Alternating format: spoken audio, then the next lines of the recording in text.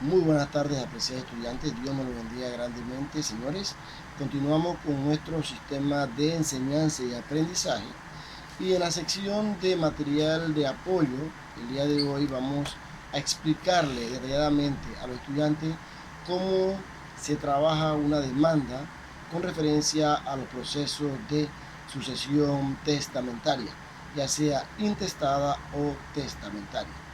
Verificamos que el artículo 628 del Código Civil dice lo siguiente: la sucesión es la transmisión de los derechos activos y pasivos que componen la herencia de una persona muerta a la persona que sobrevive, a la cual la ley o el testador llama para que la reciba. Llámese heredero al que sucede a título universal y legatario al que sucede a título singular.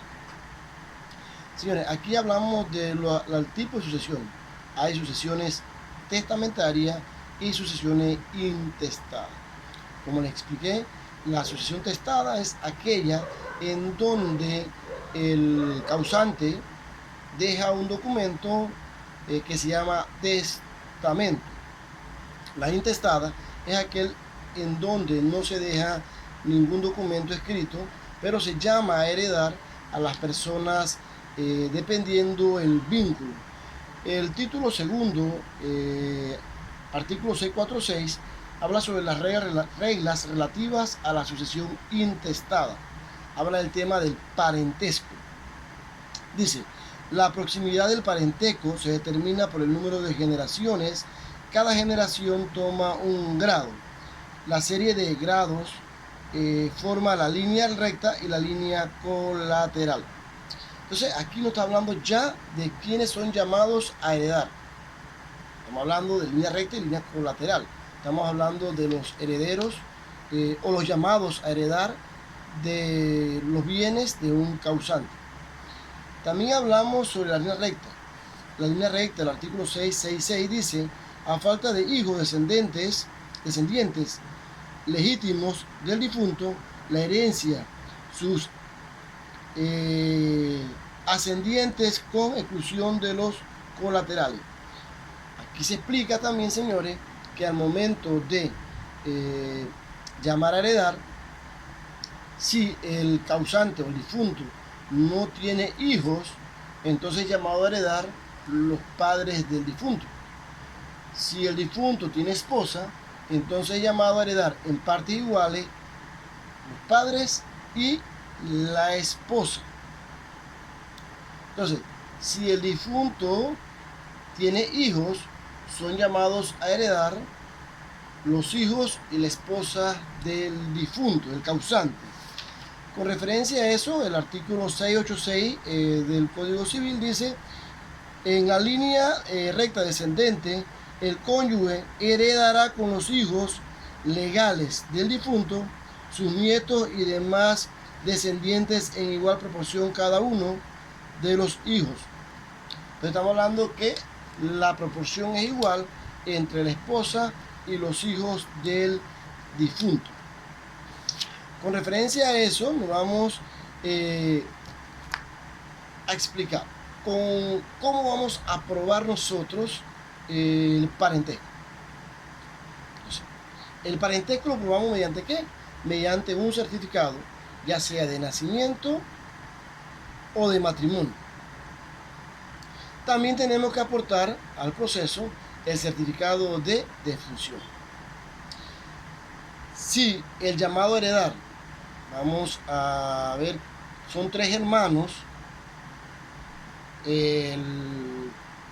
los 3 son llamados a heredar en partes iguales, pero uno de los hermanos falleció. El nieto o el hijo del que falleció va a heredar en partes iguales con los tíos.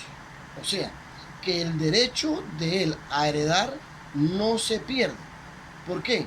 Porque él ocupa en esta ocasión la posición de sus padres dentro de los llamados a heredar en la misma proporción. Entonces, en este aspecto se presenta un proceso de sucesión ya sea testada o intestada o ley 10. Pero antes de presentarla, tenemos que tener los elementos probatorios. ¿Cuáles serían los elementos probatorios? Repetimos nuevamente: certificado de nacimiento, certificado de matrimonio, certificado de defunción y certificado de la finca. Sin olvidarnos que hay que aportar, tanto en la sucesión testamentaria y en la intestada, hay que aportar los certificados o el recorrido notarial que acredite que el señor en vida no dejó ningún testamento. Entonces, con todo este caudal probatorio es que nosotros vamos a presentar una demanda tomando en cuenta la jurisdicción y la competencia. Si la persona falleció en Panamá y los bienes estaban en Chiriquí, pero la persona, su residencia siempre fue en Chiriquí, el proceso de sucesión se debe presentar en la provincia de Chiriquí. Entonces, el recorrido notarial debe ser en la provincia de Chiriquí.